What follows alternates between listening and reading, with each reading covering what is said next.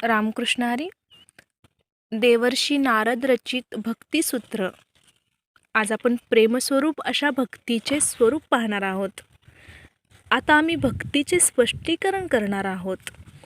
या सूत्रातील अथ आणि अता या शब्दावरून असे प्रतीत होते की भक्ती मार्गाचे आचार्य परम भक्त शिरोमणी सर्व भूतांच्या हितामध्ये रत दयानिधी अशा देवर्षी नारदजींनी इतर अन्य सिद्धांताचे स्पष्टीकरण अगोदरच करून दिले आहे. आता ते जीवाच्या कल्याणासाठी परम कल्याणमय अशा भक्तीचे स्वरूप आणि साधने यांचे विवरण करण्यास प्रारंभ करीत आहेत. नारदजी म्हणतात, ती भक्ती ही ईश्वराच्या बाबतीत परम प्रेमस्वरूप अशी आहे. भक्तीचे अनेक प्रकार सांगितले गेले आहेत, परंतु नारदजी ज्या भक्तींचे स्पष्टीकरण करीत आहेत ती भक्ती प्रेम स्वरूप आहे. भगवंतांच्या ठिकाणी अनन्य प्रेम असणे म्हणजेच भक्ती आहे. ज्ञान, कर्म इत्यादी साधनांच्या आश्रयाने रहित आणि सगळीकडून इच्छारहित होऊन जेव्हा चित्ताची वृत्ती अनन्य भावाने फक्त भगवंताच्या ठिकाणी चिटकून राहते, जगातील समस्त पदार्थांपासून तसेच परलोकातील सकल सुख सामुग्रीपासून इतकेच काय मोक्ष सुखापासून सुद्धा चित्त निवृत्त होऊन ते एकमात्र आपल्या परम प्रेमास्पद अशा भगवंतामध्ये लागून राहते. सर्व पदार्थांपासून संपूर्णपणे दूर होऊन सारी ममता आणि आसक्ती हे एकमात्र प्रियतम अशा भगवंताच्या बाबतीत होऊन जातात, तेव्हा त्या स्थितीला अनन्य प्रेम असे म्हणतात. आणि ती भक्ती अमृत स्वरूप सुद्धा आहे. भगवंताच्या ठिकाणी अनन्य प्रेम हेच वास्तविकपणे अमृत आहे. ते सर्वात जास्त मधुर आहे आणि ज्या माणसाला हे प्रेमामृत प्राप्त होते तो त्याचे पान करून अमर होऊन जातो. लौकिक वासना हीच मृत्यू आहे. अनन्य प्रेमयुक्त अशा भक्तांच्या हृदयामध्ये भगवान प्रेमाच्या एका नित्य नवीन पवित्र वासनेखेरीज दुसरी कोणतीही वासना शिल्लक राहत नाही. या अतिशय दुर्लभ अशा वासनेमुळे तो भक्त मुनी मनाचे हरण करणाऱ्या भगवंताच्या लीलेचे एक साधन बनून कर्मबंधनाने युक्त जन्ममरणाच्या चक्रातून संपूर्णपणे सुटून जातो. तो भक्त सदा भगवंताच्या समीप निवास करतो आणि भगवंत त्याच्या समीप राहतो. प्रेमयुक्त भक्त आणि प्रेमास्पद असा भगवंत यांचा हा नित्य व अटळ असा संयोग म्हणजे वास्तविक अमरत्व आहे. या कारणानेच भक्तजन हे मुक्तीची इच्छा न करता भक्तीची इच्छा करतात. असबिचारी हरिभगत सयाने मुक्ती निरादर भगती लुभाने.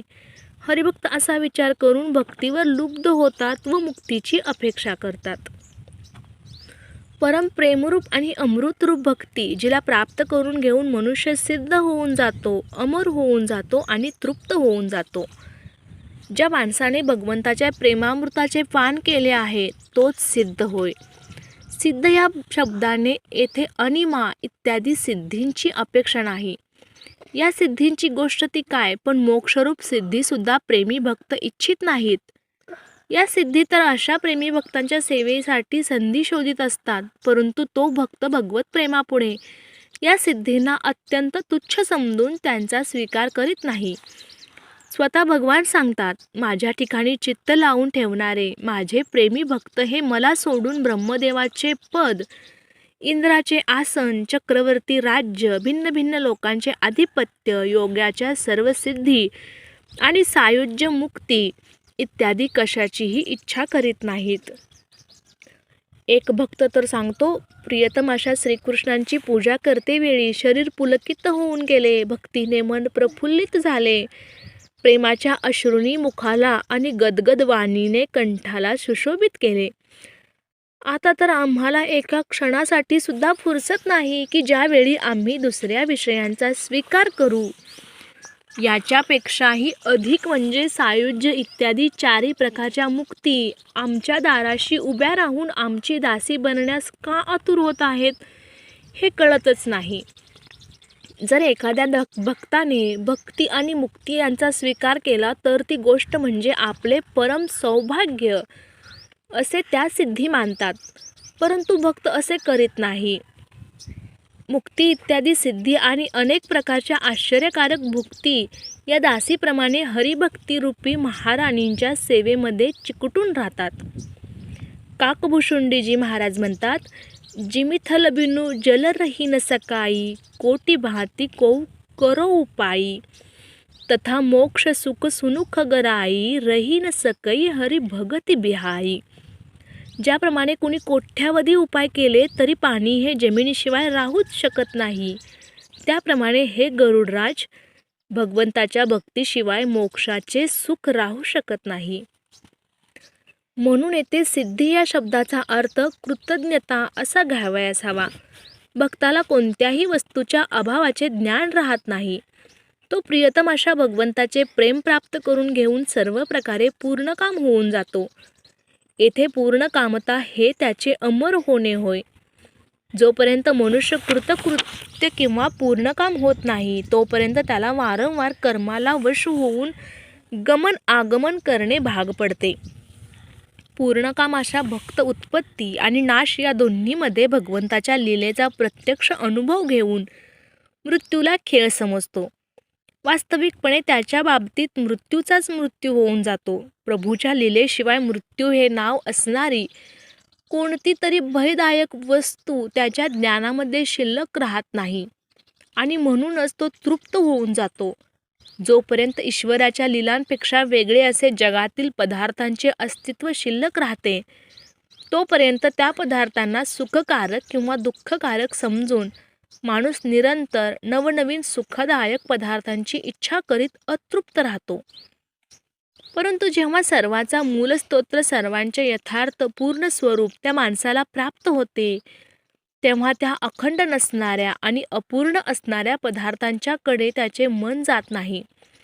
पूर्ण प्राप्त करून घेऊन तो भक्त तृप्त होऊन जातो. जी प्रेमस्वरूप भक्ती प्राप्त झाल्यानंतर मनुष्य कोणत्याही वस्तूची इच्छा करीत नाही, शोक करीत नाही, द्वेष करीत नाही, कोणत्याही वस्तूमध्ये आसक्त होत नाही आणि त्याला विषयभोगांची प्राप्ती करून घेण्याचा उत्साहही राहत नाही. जी मिळाल्यावर साऱ्या इच्छा नष्ट होऊन जातात अशी ती परम महान वस्तू तो प्रेमी भक्त प्राप्त करून घेतो. ज्याच्यासाठी भोगी तसेच त्यागी असे सर्व मानव आपापल्या आवडीनुसार नेहमी हाव धरून असतात ते जगातील प्रेम, ऐश्वर्य, सौंदर्य, बल, यश, ज्ञान, वैराग्य इत्यादी समस्त पदार्थ हे भगवत प्रेमरूपी दुर्लभ अशा पदार्थांच्या पुढे अत्यंत तुच्छ आहेत. संपूर्ण विश्वभर पसरून असणारे उपर्युक्त समस्त पदार्थ जरी एकत्रित केले गेले तरी सुद्धा ते सर्व मिळून ज्या भगवान रूपी समुद्राच्या एका जलकणा समान असतात, तो भगवान स्वतःच ज्या प्रेमाच्या आकर्षणाने नेहमी खेचला जातो, त्या प्रेमाच्या पुढे संसारातील पदार्थाची काय गणती आहे. श्री शुकदेव मुनी सांगतात, परम कल्याणाचा स्वामी अशा भगवान श्रीहरीची भक्ती जो कोणी करतो तो अमृताच्या सागरात क्रीडा करतो. खड्ड्यात भरलेल्या फडतूस घाणेरड्या प्राण्याप्रमाणे असणाऱ्या कोणत्याही भोगामध्ये अथवा स्वर्ग इत्यादींच्या मध्ये त्याचे मन लोभ बाळगत नाही. प्रेमामृताच्या समुद्रात बुडालेला भक्त हा अन्य पदार्थांची इच्छा का बरे करू लागेल. ज्याप्रमाणे भोग, मोक्ष इत्यादींची इच्छा भक्त करीत नाही त्याप्रमाणे ते नष्ट होऊन गेले तरी तो शोकसुद्धा करीत नाही. भोगांचा नाश झाला की परमात्म्याची इच्छा आहे असे तो भक्त समजतो. त्यामुळे तो सदा कोणत्याही परिस्थितीमध्ये आनंदातच राहत असतो. परंतु भगवंताच्या प्रेमाचे सेवन करताना जरी सायुज्य मोक्षाच्या साधनात उणेपणा आला तरी तो त्यासाठी सुद्धा शोक करीत नाही. याउलट तो नेहमी अशी इच्छा करतो की माझे भगवत प्रेम वाढत राहो. मग त्यासाठी कितीही कष्ट घ्यावे लागले तरी हरकत नाही.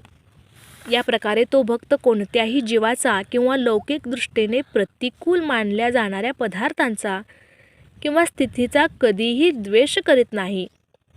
सर्व जीवांच्या ठिकाणी आपल्या प्रभूला आणि सर्व पदार्थ आणि सर्व स्थिती यामध्ये प्रभूची लीला पाहत पाहत तो भक्त क्षणोक्षणी आनंदित होत असतो.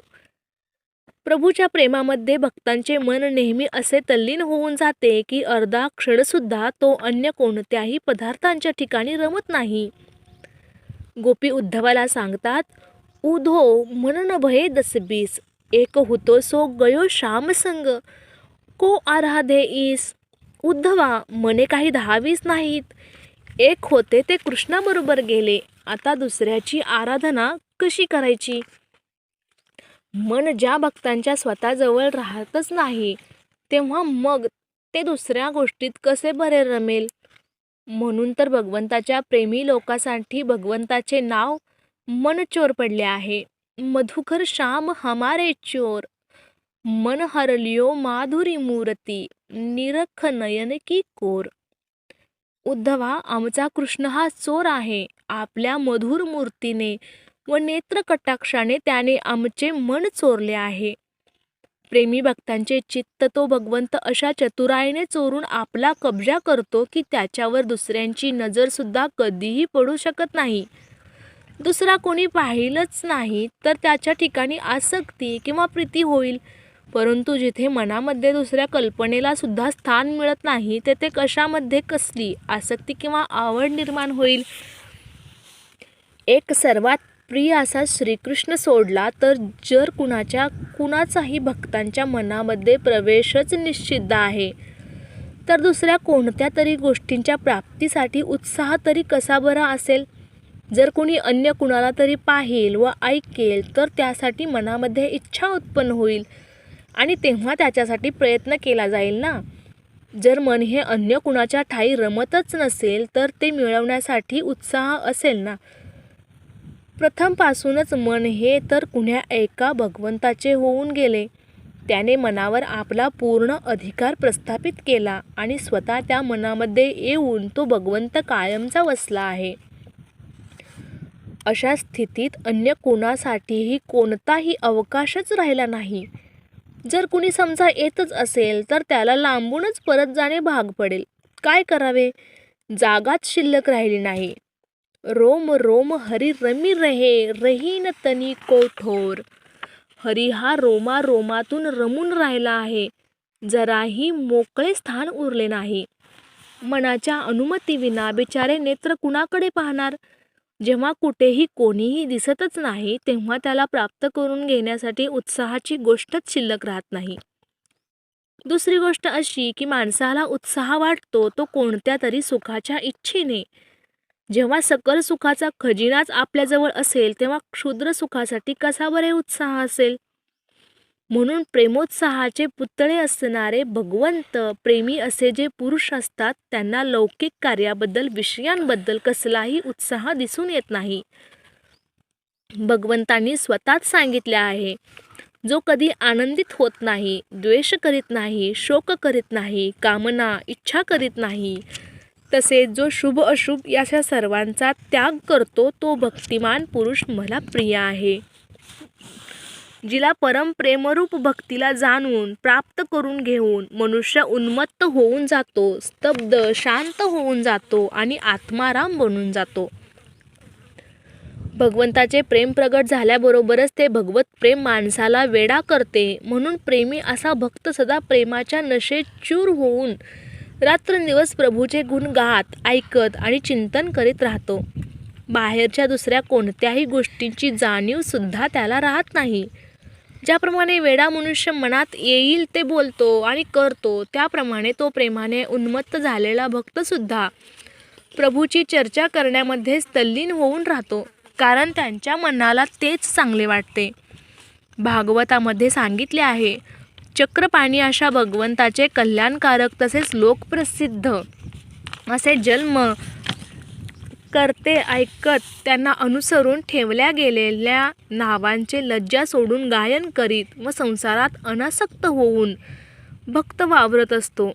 अशा प्रकारचे व्रत धारण करून आपल्याला प्रियतम असणाऱ्या प्रभूच्या नामसंकीर्तनामध्ये प्रेम असल्या कारणाने ज्याचे चित्त विरघळले आहे असा तो भक्त वेड्या माणसाप्रमाणे कधी अलौकिक भावनेने मोठमोठ्यांदा हसतो, कधी रडतो, कधी उच्च स्वराने गाऊ लागतो आणि कधी नाचू लागतो.